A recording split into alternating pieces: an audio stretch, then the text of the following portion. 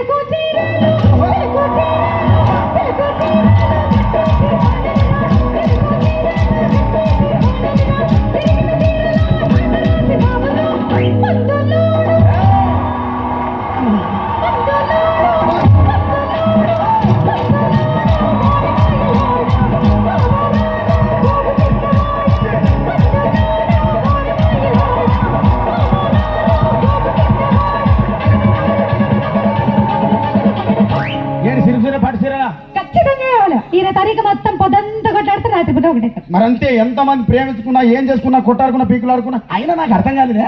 ఒక సమానం కొట్లాడతారు, రాత్రి కాగానే ఒకటైతారు. మళ్ళా ఇంతదానికి ఎందుకు కొట్టాడుకునేది? అందుకే అందరూ కూడా సంతోషంగా ఉండాలి, అంతే మనం ఉన్నట్టు. సరేనా? కానీ ఆ మాట మాత్రం మాట మాట